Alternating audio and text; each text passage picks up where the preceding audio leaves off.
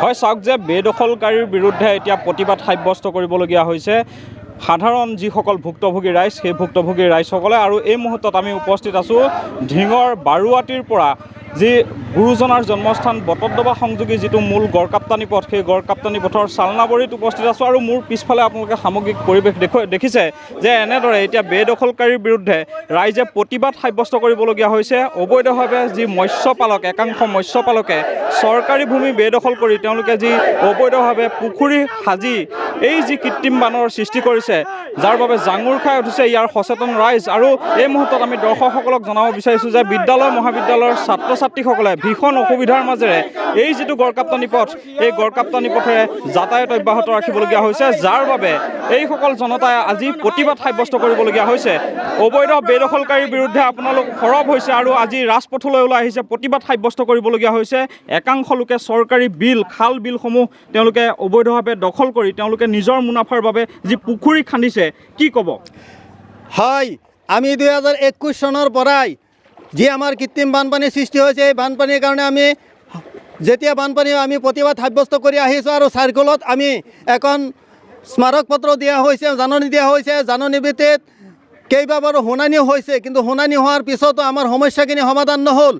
মূল কাৰণটো হৈছে আমাৰ চৰকাৰী যিমানখিনি খালবাট আছে সকলোখিনি খালবাট আগফালে পাছফালে মানুহে ফিচাৰী বান্ধি গোটেইখিনি বন্ধ কৰি দিছে।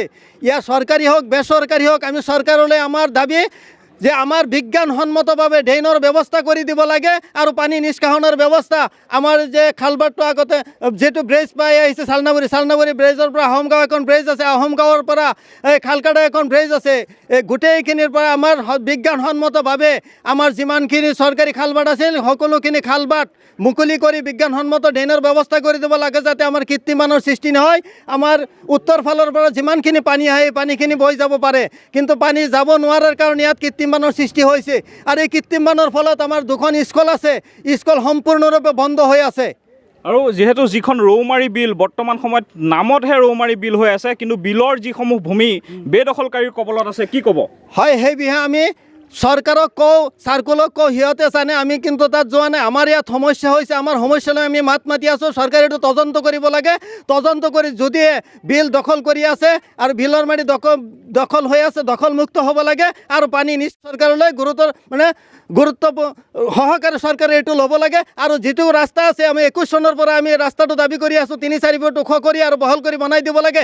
পশ্চিমাঞ্চলৰ মৰিগাঁও ডিষ্ট্ৰিক্টৰ পৰা এই গুৰুজনাৰ জন্মস্থানলৈ যোৱাৰ যিটো মূল পথ, এইটোৱে উল্লেখযোগ্য এখন মূল পথ। আৰু এই পথটো 2021 চনৰ পৰা জৰাজীৰ্ণ হৈ আছে।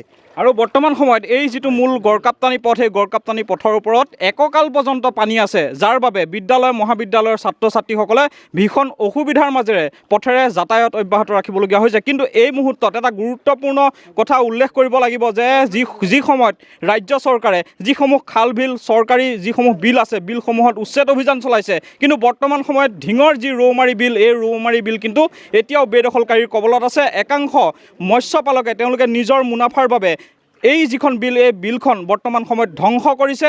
কিন্তু তাৰ পিছতো চৰকাৰ হওক বা যিসকল প্ৰশাসনিক বিষয়া বৰমূৰীয়াসকল আছে, তেওঁলোকে কৰিছে কি, তাৰ ওপৰত কিন্তু ৰাইজে প্ৰশ্ন উত্থাপিত কৰিছে। মই আপোনাৰ ওচৰলৈ আহিছোঁ, এই যিটো ৰাইজৰ সমস্যা, দীৰ্ঘদিনীয়া সমস্যা, চৰকাৰৰ যিসমূহ প্ৰশাসনিক বিষয়া আছে তেওঁলোকে কোনো ধৰণৰ গুৰুত্ব দিয়া নাই। আপোনালোকৰ যিসমূহ অভিযোগ, কি ক'ব? হয়, আমি আপোনালোকৰ জৰিয়তে জনাব বিচাৰোঁ যে আমি 2021 চনৰ পৰাই আমাৰ যেতিয়া কৃত্ৰিম বানপানীৰ সৃষ্টি হৈছিলে, তাৰপিছত আমি ৰাইজৰ চহী স্বাক্ষৰ লৈ আমি ঢিং চাৰ্কুল অফিচাৰৰ টেবুলত আমি এখন ৰাজহুৱা আবেদন দাখিল কৰিছিলোঁ যে ৰৌমাৰী বিলৰ পৰা সম্পূৰ্ণভাৱে বেৰবেৰী বিলৰ পৰা সম্পূৰ্ণভাৱে ৰৌমাৰী বিললৈকে আমাৰ এখন বহল ভিত্তিত ড্ৰেইন লাগে। আৰু সেই ড্ৰেইনখন নথকাৰ কাৰণেই আমাৰ যিখিনি বৃহত্তৰ অঞ্চল, আজি কেইবাখনো গাঁও, হাজাৰ হাজাৰ মানুহ আজি কৃত্ৰিম বানপানীৰ কবলত ভুগি আছে। আজি 21 চনৰ পৰাই, আজিৰ পৰা নহয়।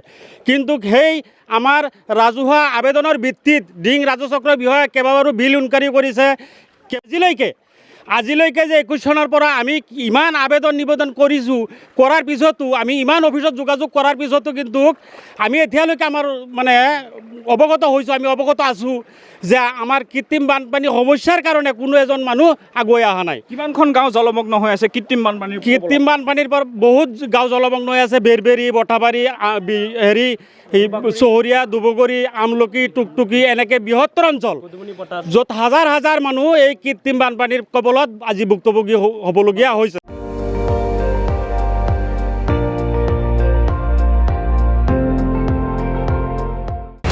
আপুনি চাই আছে ND24, সৰ্বশ্ৰেষ্ঠ নহয় সৰ্বোত্তমৰ দৌৰ।